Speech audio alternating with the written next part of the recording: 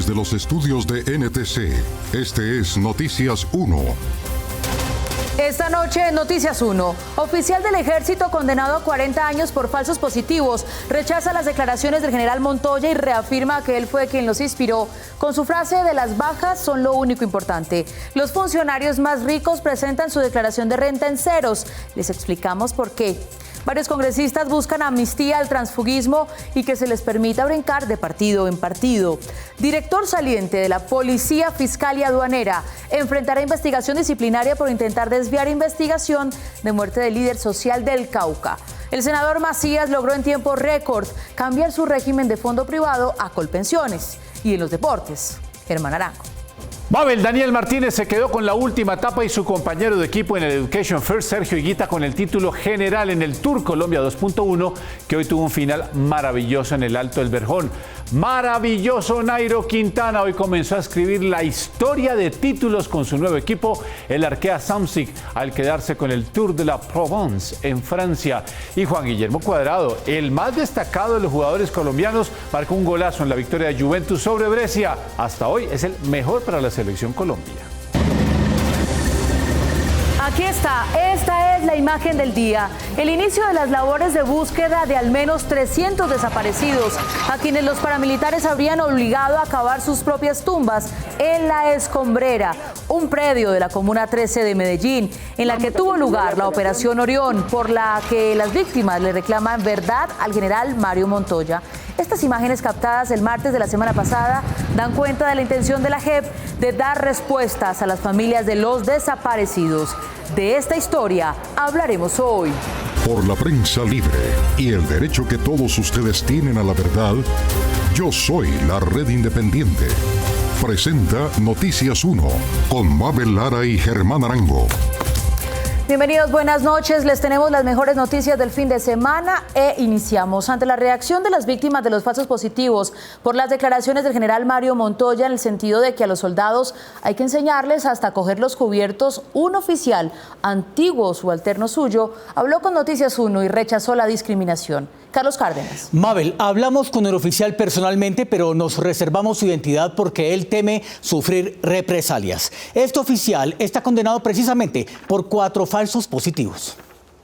La afirmación del excomandante del Ejército General Mario Montoya cuando rindió este jueves su versión en la Jurisdicción Especial para la Paz en el sentido de que los soldados que se enlistan en el ejército son de los estratos 1 y 2 y que les tienen que enseñar a usar el baño y los cubiertos molestó profundamente a soldados, suboficiales y oficiales que fueron condenados por falsos positivos cometidos bajo el mando del general Montoya, según han declarado. Noticias 1 entrevistó a un oficial condenado a 40 años de prisión que por seguridad prefirió ocultar su rostro. Se acogió a la justicia transicional. Estuvo 8 años y 2 meses preso por 4 procesos relacionados con ejecuciones extrajudiciales cometidos entre 2007 y 2008, cuando su comandante era el general Montoya. Dijo que Montoya despreció a los soldados de la patria. Eso genera indignación, empezando porque, si bien es cierto, y vuelvo y reitero, los soldados, que no es un secreto a voces, vienen de estratos bajos, no quiere decir que los soldados teníamos que enseñarles a coger un cubierto ni nada por el estilo. Señaló que ni el general Montoya ni otros oficiales de rangos superiores no pueden descargar la responsabilidad de los falsos positivos en los soldados de base. Qué discurso tan falaz y tan caído del zarzo. Los soldados no son manzanas podridas, ni siquiera los comandantes los que estuvimos en la acción directa o lo que llaman ustedes autores materiales. Le recordó al general que era él quien directamente impartía las órdenes que luego ejecutaban los subalternos y recordó la tristemente frase que Montoya les decía a sus comandantes. Hablaba de que las bajas no son lo más importante, sino las bajas son lo único. Él hablaba siempre del top 10 de las unidades y de los resultados que los comandantes debían tener para obtener distintivos, obtener premios.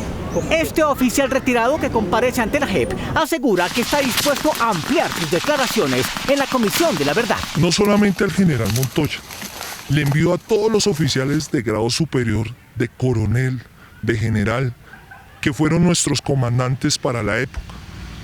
Reconozcan y entren en la sintonía de la verdad. Agregó que de 100 casos de falsos positivos en los que Montoya es mencionado, hay 4 en los que este oficial fue procesado. Y es que las víctimas señalan al general Montoya como el principal protagonista de la Operación Orión, una operación combinada del Ejército y de los paramilitares en la Comuna 13 de Medellín, donde esta semana se inició la búsqueda de al menos 300 desaparecidos. Patricia Uribe. Mabel, un equipo de investigadores forenses, fiscales y testigos estuvieron intentando ubicar en 2 predios de los lugares en que habrían sepultado víctimas en tumbas que les obligaban a cavar. Durante 3 días y con total hermetismo, un equipo de investigadores judiciales y magistrados de la Jurisdicción Especial para la Paz, JEP, adelantó una inspección en la Comuna 13 de Medellín para buscar los restos óseos de más de 300 víctimas del conflicto armado, que fueron al parecer sepultadas en la Escombrera y la Arenera desde 1995 a 2018. La inspección comenzó a las 6 de la mañana del martes 11 y terminó este jueves. Los técnicos de la Unidad de Investigación y Acusación UIA de la JEP y 2 magistrados auxiliares fueron acompañados por 2 personas que tenían información valiosa de la ubicación de los cuerpos. Las víctimas eran elegidas aleatoriamente, pero que fueran residentes de este sector y eran desaparecidas. Algunas víctimas sobrevivientes han manifestado que incluso eran llevadas a cavar su tumba en las escombreras. Los familiares han dicho que por lo menos 100 de las 300 desapariciones ocurrieron en octubre de 2002, cuando el general Mario Montoya, entonces comandante de la 4ª Brigada, ordenó la Operación Orión, supuestamente para combatir grupos guerrilleros en la Comuna 13. Y vamos a consolidar toda la región de la Comuna 13. Hay un montón de crímenes sin resolver. El tema de la escombrera, la desaparición forzada de personas en este sector de Medellín, pero también la relación con el paramilitarismo y las ejecuciones extrajudiciales.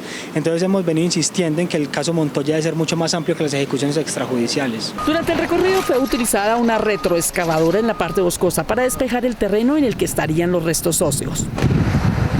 Las organizaciones de derechos humanos le pidieron a la Jurisdicción Especial incluir el caso en los falsos positivos. De otros expedientes, como en Justicia y Paz, del caso de Don Berna, que señala la coordinación conjunta de la Operación Orión entre las fuerzas militares y las fuerzas paramilitares. Al parecer, durante la diligencia judicial no encontraron restos humanos.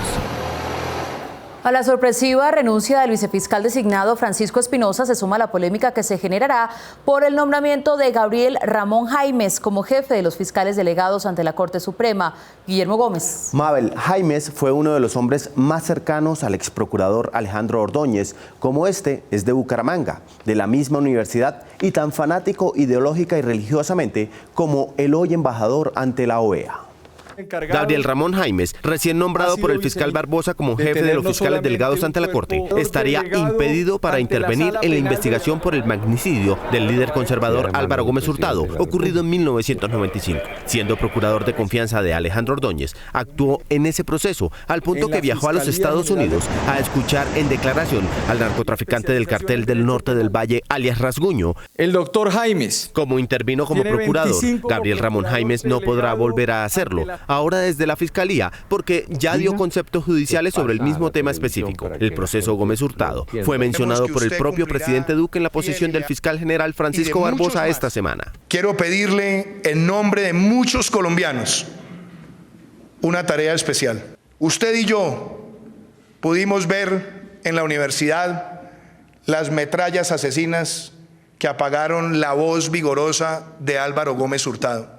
Y esperamos que durante su fiscalía podamos llegar a los verdaderos autores intelectuales y materiales de ese crimen. Gabriel Jaimes también ha hecho públicas sus posturas sobre el líder asesinado Gómez Hurtado. En el centenario del natalicio de Álvaro Gómez Hurtado, rendimos homenaje a la memoria del faro moral de la nación, el más grande intelectual y político de su generación, al visionario de una patria justa y próspera. En enero de 2010, Jaimes, como procurador del caso, le pidió a la Fiscalía investigar a los personajes que alias Rasguño vinculó como responsables del crimen. La prensa en ese momento registró la noticia. El procurador Jaimes dijo que ha participado de manera activa en la práctica de pruebas que permitan definir responsabilidades por este crimen. Jaimes fue mano derecha del procurador Ordóñez y, al igual que su ex jefe, tiene posiciones radicalmente ideológicas y religiosas. Levanto mi voz airada contra el irrespeto y la agresión de Netflix a la santidad de Jesucristo, Hijo de Dios y la Virgen María.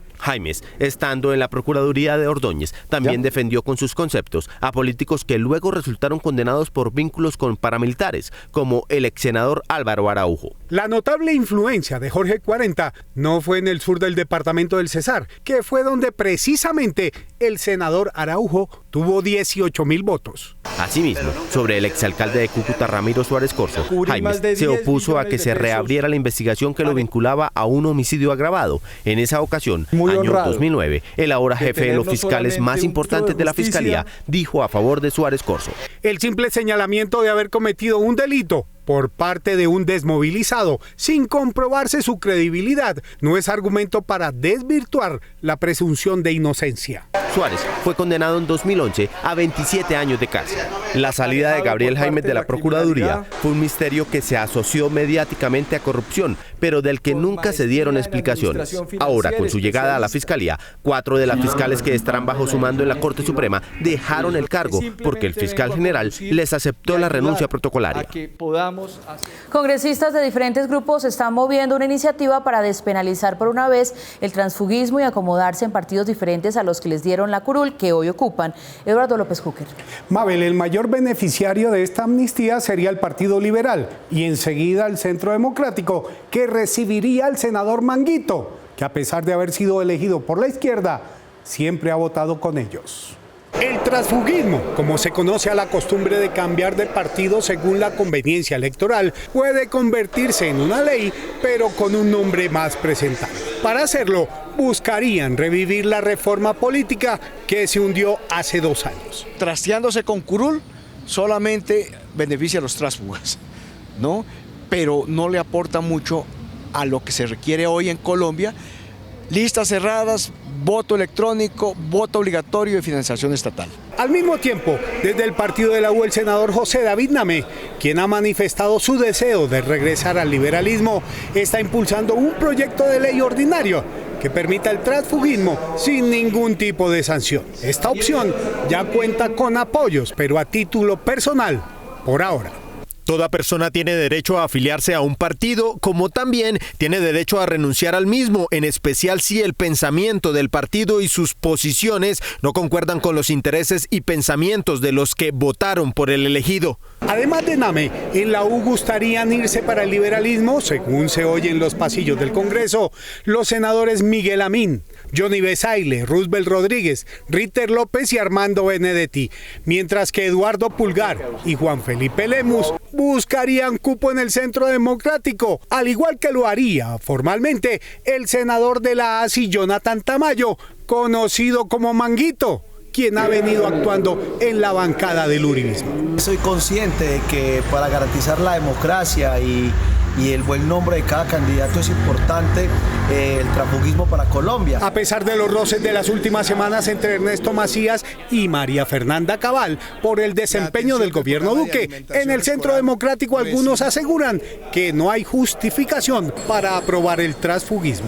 Es una medida que irrespeta al elector, y pienso que todas las personas que estamos en los cargos de elección popular debemos respetar la democracia y a nuestros electores. Lo mismo piensan en Cambio Radical, donde el respaldo unánime a Germán Vargas Lleras y a Arturo Char para presidir el Senado neutralizaron las aspiraciones del senador Rodrigo Lara, de quien no se sabe su futuro destino.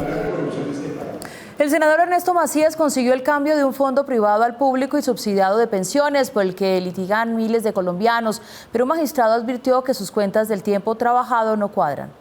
Esa es mi última jugadita de presidente. Al igual que miles de colombianos que alegan haber sido engañados por fondos privados, el senador Ernesto Macías demandó su traslado al régimen público en Colpensiones. Según la Superfinanciera, solo en 2018, 167.156 afiliados se pasaron de fondos privados a Colpensiones. De estos, 800 lo lograron por vía judicial.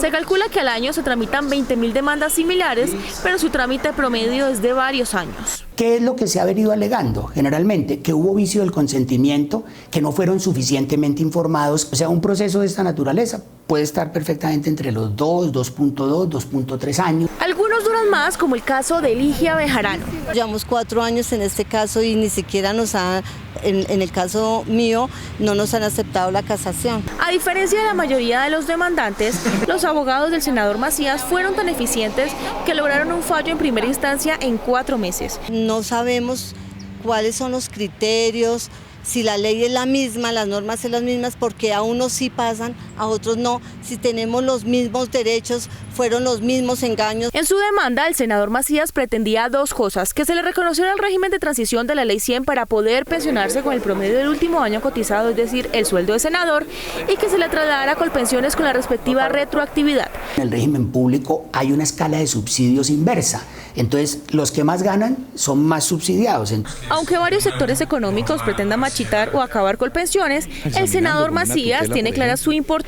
Cuando la persona se pensiona en Colpensiones está logrando tasas de reemplazo cerca del 60 o del 70% de sus ingresos cuando era trabajador, mientras que en el régimen de ahorro individual, o sea, el régimen de fondos de pensiones privados, más o menos la gente se está terminando jubilando entre un 30 y máximo un 40% de sus ingresos. El juzgado segundo laboral de Neiva falló a favor de Macías, pese a la negativa de Colpensiones que se oponía con el argumento de que el senador no tenía los soportes de cotizaciones anteriores. Colpensiones también planteó incoherencias en los tiempos reportados como funcionario público, pues aparecía como si Macías simultáneamente hubiera sido concejal de Garzón Huila, alcalde y secretario de la Gobernación de Huila. Finalmente, en apelación, el Tribunal Superior del Distrito Judicial, Sala Civil Familiar Laboral, aunque no le reconoció los 15 años que pretendía lograr bajo el régimen de transición de la Ley 100, sí permitió que el senador Ernesto Macías se pasara de nuevo a Colpensiones. Con la incorporación de ministros de partidos que no tenían cuota de poder en el gobierno, la administración Duque confía en haber construido mayorías para las reformas que le interesa tramitar en el Congreso. Hoy fue el día de planear la estrategia. Juan Fernando Barona. Mabel, buenas noches. Desde las 9 de la mañana el presidente Iván Duque se reunió con su nuevo gabinete ministerial aquí en la Hacienda Hato-Grande, al norte de Bogotá, para establecer una estrategia que le permita tener mayor gobernabilidad de cara a la próxima legislatura que arrancará el 16 de marzo. A puerta cerrada y aislados de la prensa, el presidente Duque y sus ministros, incluidos los aún no posesionados de Trabajo, Ángel Custodio Cabrera, de Salud, Fernando Ruiz, y de Agricultura, Francisco Sea, se reunieron por más de 10 horas en la Hacienda Hato-Grande en Sopó para analizar qué medidas tomará el gobierno para este año y poder tener gobernabilidad. El vocero fue el director del Departamento Administrativo de la Presidencia, Diego Molano, quien explicó el propósito de este cónclave. Revisar avance del programa de gobierno, definir prioridades y acelerar los programas de gobierno para este año. Aunque el gobierno no lo reconoció públicamente, uno de los propósitos de esta reunión es establecer una estrategia para conseguir mayorías en el Congreso que le permitan aprobar sus proyectos, teniendo en cuenta ahora el apoyo de Cambio Radical, el partido de la U y los conservadores. En el encuentro se analizaron las reformas pensional, laboral y a la justicia. Y este año tendrán programas de ampliación, caso de la cobertura del programa adulto mayor, caso la ampliación de los programas para jóvenes. Otro de los puntos que trató el presidente con sus ministros y consejeros fue la llamada conversación nacional y su poca efectividad con los líderes del paro nacional. La conversación nacional es en sus ejes, en las prioridades y en las acciones de gobierno. Mientras que el gobierno analizaba sus estrategias para este nuevo periodo y los anunciaba a través de las redes sociales, a pocos metros del lugar de la reunión se ubicó este espacio para los medios de comunicación, adecuado con implementos de gimnasio rústicos y una sala de televisión, a la espera de las conclusiones de este primer día de reunión. Sin embargo, al finalizar la tarde, el equipo de comunicaciones de la presidencia informó a los periodistas que no habría más información del encuentro. Mañana a las 9 de la mañana se reanudará esta reunión aquí en la Hacienda Hato-Grande y se espera que el presidente Iván Duque o alguno de sus funcionarios entreguen declaraciones sobre las conclusiones de este cónclave. Esta es toda la información al norte de Bogotá. Continúen ustedes con más información en estudio. Pues esperamos los detalles de esa segunda etapa de esta reunión. Gracias, Juan Fernando Arona. Y a pesar de que la riqueza de algunos miembros del gabinete ministerial se mide en miles de millones de dólares, al entregar sus declaraciones de renta le resultó una liquidación de 0 pesos. Juliana Ramírez analizó los números de ministros y de congresistas. Mabel, ellos debían cumplir con la ley 2013 del año pasado que los obliga a publicarlas, pero dejaron de hacerlo 4 ministros y 160 congresistas. De los congresistas que entregaron, a 74 les salió la liquidación en ceros. Una cosa de país pobre, que es que paguen las empresas que estas son ricas. Eso es puro de país pobre, es decir, eso no tiene nada que ver con un país como Colombia hoy en día. Esta frase del ministro Alberto Carrasquilla, que no cayó bien en sus críticos, se puede comprobar en los funcionarios públicos que más ingresos tienen, especialmente sus colegas de gobierno y congresistas.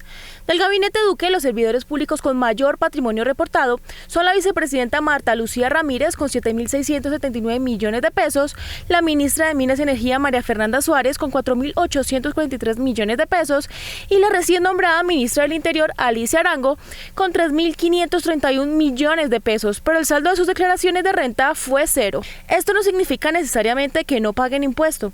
Es posible que las retenciones de fuente hayan sido altas durante el año, tengan personas a cargo, saldos a favor de años anteriores, intereses de crédito hipotecario o hicieron donaciones. Esto sin contar otras exenciones que por ley tienen los funcionarios públicos. En la declaración de renta del presidente Duque, el impuesto a cargo fue 43,4 millones de pesos, pero durante el año agradable le practicaron retenciones en la fuente por 51,6 millones de pesos. Por esto, su declaración de renta está en cero y la DIAN tiene un saldo a su favor de 8,1 millones de pesos. Aunque la ley 2013 de 2019 obliga a los funcionarios a hacer públicas sus declaraciones de renta, 4 ministros del presidente Duque no lo hicieron y de 278 congresistas, solo 118 cumplieron. De esos, 74 se fueron en ceros al presentar su declaración de renta. En el top 5 de los congresistas más ricos está el senador Arturo Char, con un patrimonio bruto reportado de 25.900 millones de pesos, el representante Diego Patiño con 6.295 millones de pesos, el senador Gustavo Bolívar con un patrimonio de 5.486 millones de pesos, el senador Roy Barreras con un patrimonio de 5.020 millones de pesos y el representante Oscar Darío Pérez con un patrimonio reportado de 4.679 millones de pesos. Pero este no es el mismo orden ni proporción del impuesto de renta pagado. El senador Bolívar tiene un patrimonio 5 veces menor al reportado por el senador Char, pero mientras él pagó 1.527 millones de pesos en impuesto a la renta, Char solo canceló 17,6 millones de pesos. Pese a que los congresistas José Luis Pinedo, Nubia López, Nadia Blel y Fabián Castro declararon patrimonios por encima de 1.500 millones de pesos, no pagaron nada en su declaración.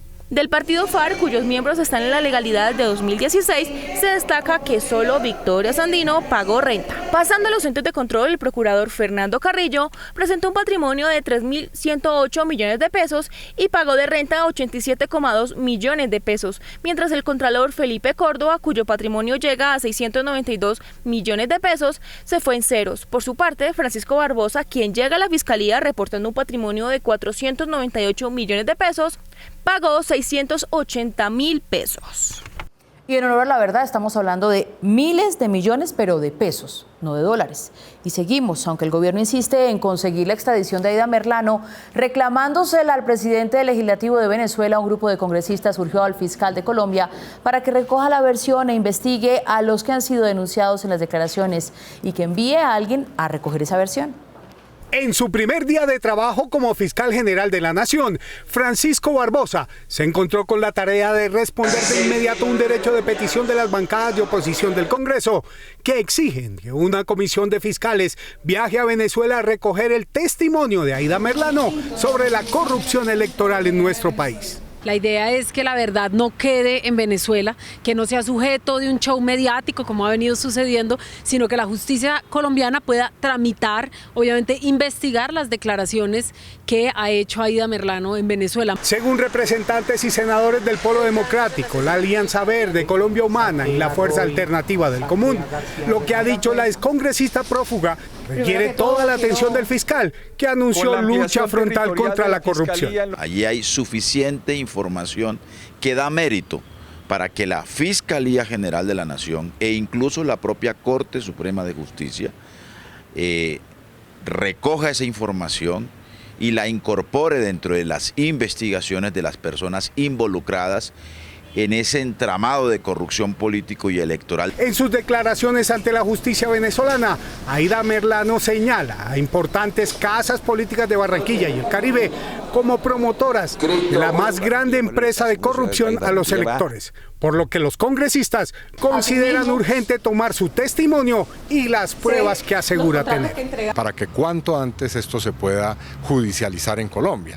La intención de las bancadas de oposición es evitar que se repita lo sucedido con la extradición de los paramilitares hacia Estados Unidos, que se llevaron la verdad sobre las masacres y la violencia ejercida para favorecer a caciques políticos. Independientemente de que las relaciones diplomáticas estén rotas, la verdad no puede quedarse extraditada o no puede quedarse en el exterior como ha sucedido históricamente en nuestro país. No puede ser que el país quede privado de una verdad que es fundamental para pasar la página de la corrupción política y electoral en el Atlántico. Los congresistas recuerdan que además de la condena contra Aida Merlano, en nuestro país cursan procesos contra el senador Arturo Char y Julio Gerlain por compra y venta de votos en Barranquilla y la costa.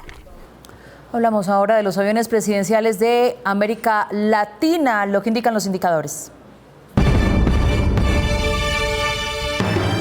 México tiene un avión presidencial Boeing 787 de 120 millones de dólares, Brasil un Airbus 319 de 92 millones de dólares, Chile un Boeing 767 de 100 millones, Ecuador un Airbus de 90 millones de dólares y Colombia un Boeing 737 de 90 millones de dólares.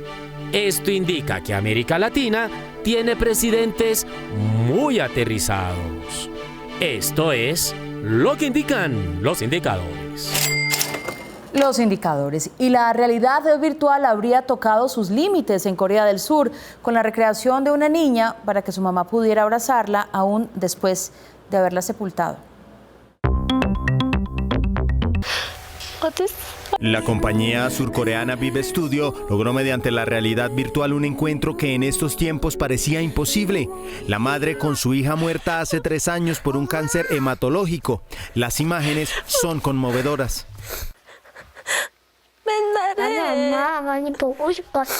En el video publicado por la empresa, se ve a la madre en un espacio rodeada de tela verde con las gafas de realidad aumentada y guantes especiales, interactuando con Nayeon, su hija virtual, que la llama mamá. Agobiada por la emoción de volver a ver a su hija 3 años después de su muerte, Jisung no para de llorar mientras intenta tocarla, abrazarla y decirle cuánto la ama y la extraña.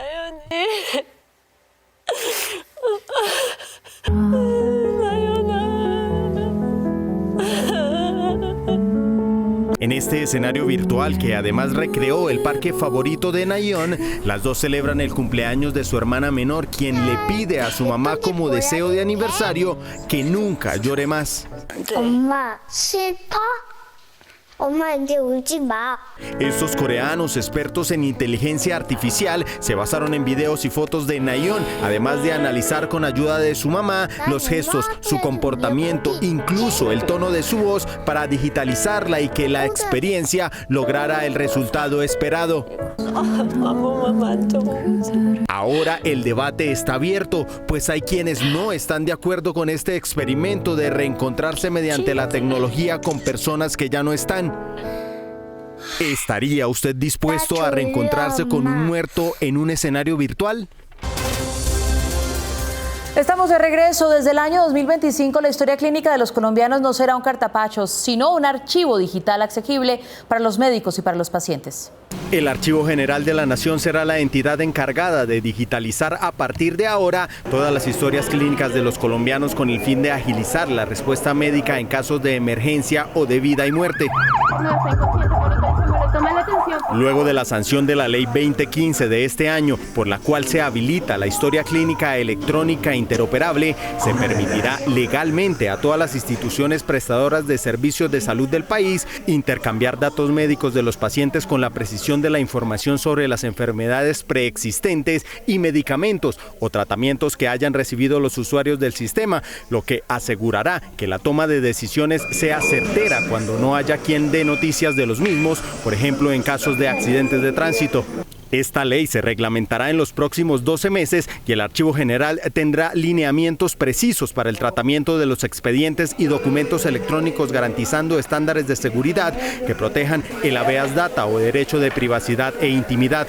Para el 2025 se tiene previsto que la historia clínica digitalizada sea un hecho cumplido, como ocurre en los países desarrollados ya hace varios años. Un general que resolvió dar por ciertos ante la prensa los resultados que no consiguió en una operación está siendo investigado porque sus declaraciones no solo desviaron la investigación del asesinato de una líder social, sino que pusieron al país a responder en tribunales de derechos humanos. Enrique Tapias. Mabel, el general que se inventó los datos que le dio a la prensa fue uno de los oficiales más destacados de la policía, pero ahora está de vacaciones y cuando regrese investigado por la Procuraduría tendrá otro cargo de su rango en la Policía Nacional.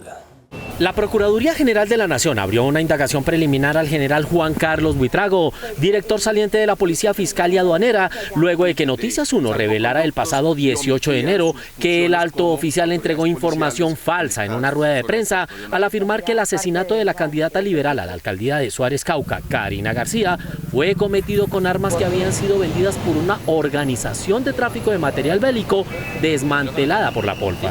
De armas de corto y de largo alcance a la GAOR, el Grupo Armado Organizado Residual, Jaime Martínez, que en cabeza de Majin Buu, como lo ha descrito el señor ministro de Defensa Nacional, es la persona responsable del homicidio, del asesinato de la candidata a la alcaldía del municipio de Suárez. Aunque sí existe la red de tráfico de armas que el oficial mencionó, con estas no se cometió el homicidio de la candidata. No tiene ningún elemento investigativo que indique relación alguna con los hechos de Suárez, Cauca, y que ni siquiera se incautaron armas de fuego de largo alcance como para poder haber realizado cotejo balístico. En esta carta enviada a la Fiscalía el 14 de noviembre, el general Buitrago admite que le mintió a los medios de comunicación cuando relacionó a la organización de tráfico de armas con la muerte de la dirigente política. En cuanto a los hechos donde falleció la señora Karina García, no se cuenta con elementos que hagan parte de la investigación o que estén relacionados con el homicidio de dicha candidata. La Fiscalía también aseguró que por cuenta del anuncio del general en el que mencionó la captura de varios miembros de la policía vinculados a la organización de tráfico de armas, el Estado colombiano seguirá siendo llamado por instancias internacionales. En sesión de la Comisión Interamericana de Derechos Humanos realizada en la ciudad de Quito, Ecuador, se manifestó por parte de algunos líderes y se expuso por la comisión la posible participación de agentes del Estado en la masacre en la que murió Karina García Sierra. El oficial que regresa de vacaciones esta semana será relevado de su cargo, pero la decisión nada tiene que ver con las supuestas amenazas que este recibió. Hace 134 años, cuando arrancaba otro régimen autoritario en el país, un grupo de intelectuales se unió para enfrentar con sus ideas a la regeneración y fundó así la Universidad Externado. El sueño del joven jurista y educador Nicolás Pinzón Barlosten, apoyado por un grupo de respetados maestros pensadores liberales, se hizo realidad el 15 de febrero de 1886. Ese día, la Universidad Externado de Colombia abrió las puertas a sus estudiantes. Hoy, esta destacada universidad celebra 134 años de educación para la libertad del país. Tolerancia, pluralismo, aceptación del otro, sencillez, investigación, crítica, libre pensamiento, no dogmatismo. Todos esos principios unidos al de la ética republicana. Y lo que significa para estudiantes y docentes pertenecer o haber hecho parte de la historia de esta institución educativa. Quiero hoy sí aprovechar para decirles feliz cumpleaños. Sintámonos orgullosos de esta institución. Esta institución es un faro democrático para el país. Esta institución es una institución que aporta en términos de investigación libre, de investigación académica para el diseño de políticas públicas de este país. Es un compromiso de estudiantes y egresados externadistas de seguir construyendo la historia del país.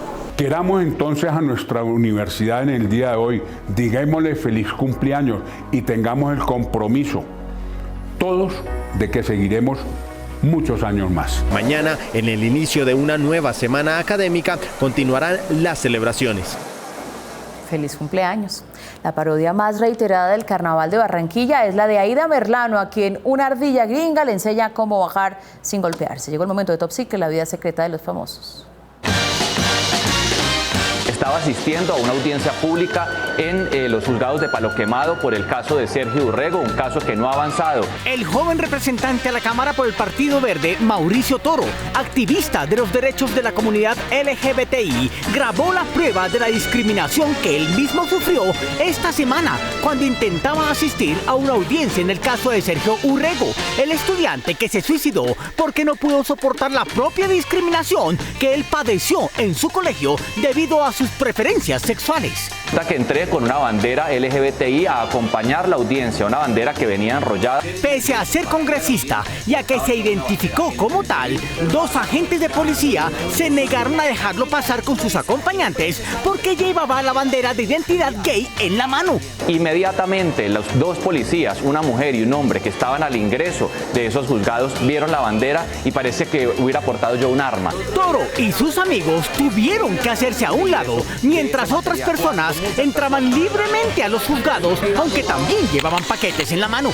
El derecho a nosotros de expresarnos como ciudadanos, ni siquiera saben qué norma dice la ley. Ante la insistencia del representante, los agentes alegaban que había una presunta norma que impedía entrar elementos en la mano a las audiencias. Cita la norma. El agente encontró un argumento que no tenía sentido, porque a tiempo que les prohibía el acceso a ellos, pero permitía el del resto de los visitantes, decía que no tenía tiempo de buscar la norma prohibicionista.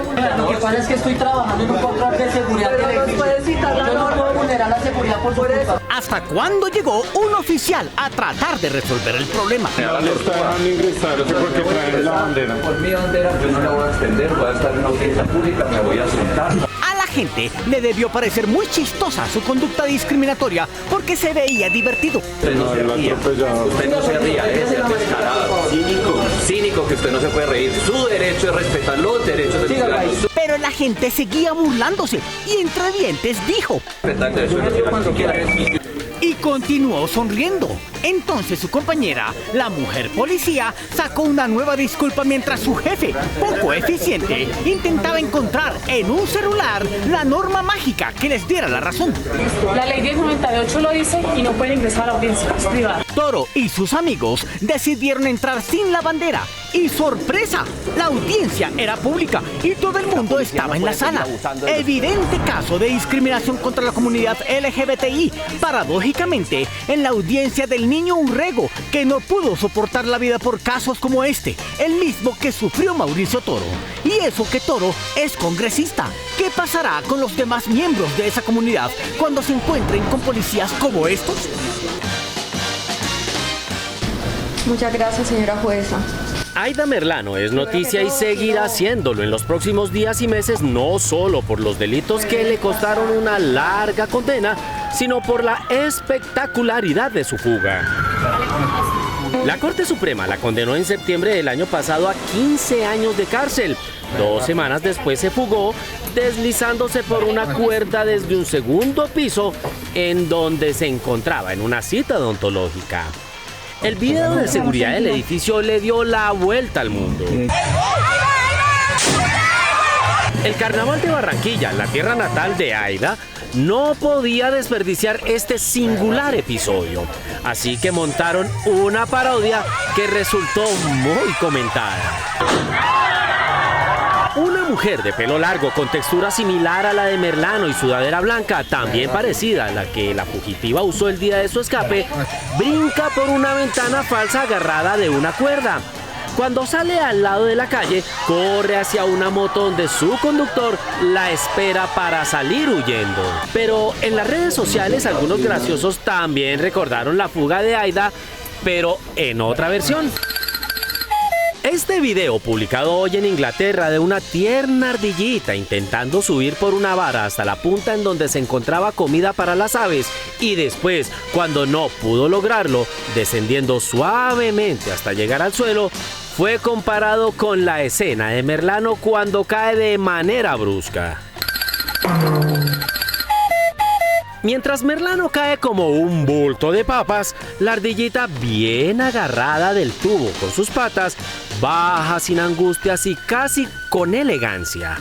Los tuiteros le pedían a Merlano aprender de la sabiduría animal y viéndolo bien, sí, La ardilla parece más sabia que la condenada Aida. Estén pendientes, volveremos con más confidenciales de TAC en Top Secret. En el Peñón, al sur de Bolívar, hace 3 décadas, los campesinos huyeron por la violencia paramilitar, pero ilusionados por los programas del INCODER regresaron en el 2006 y desde entonces han contado con la oposición de un supuesto dueño anterior, cuyos trabajadores han quemado sus casas, dañado sus cosechas y los han amenazado con decapitarlos. ¿Qué tal esto? Le quemaron todos los enseres de cocina, la estufa, las ollas, había cama, tenía herramientas de trabajo como guarañas, la planta solar que estaba aquí de la cerca. Una vez más, las 119 familias que reclaman como suya las tierras de Las Pavas, sur de Bolívar, fueron objeto de ataques por hombres que para ellos no son tan desconocidos. Para nada. La hacienda Las Pavas de 173 hectáreas en el municipio del Peñón, su tenencia también la reclama desde 2009 la empresa de palma de aceite Aportes San Isidro S.A. Esta vez la víctima fue Emiliano Alvear, cuando su vivienda fue quemada el pasado 4 de febrero a las 5 de la tarde, cuando él y su esposa estaban en el pueblo. Yo me regreso de allá como a las 4:30, casi para 5, vengo y encuentro ya todo lo que se ve aquí ya quemado. La familia de reclamantes dijeron que no queda ningún rastro de su casa, que ni las gallinas ni el pan coger ya existen, pero que pese a su tragedia continuarán luchando por su tierra. Esto no va a ser hasta aquí, sino que vamos a continuar. Puede ser aún para mejorar nuestra parcela. El ataque contra la vivienda del campesino se produjo luego que el pasado 15 de enero el Consejo de Estado le ordenara a la Agencia Nacional de Tierras asumir la administración de la hacienda Las Pavas y no Aportes San Isidro, empresa de palma de aceite que lo había solicitado. Es decir, que mientras se clarifica de quién es la hacienda, está en manos del Estado. En este momento no podemos establecer responsables de este lamentable hecho, porque quienes llevaron a cabo esta acción violenta lo hicieron amparado en la soledad del lugar. Aún así, los abogados de los campesinos sostienen que desde hace más de 5 años vienen sufriendo agresiones contra su vida y sus bienes, incluso que han sido amenazados de muerte si no abandonan las tierras.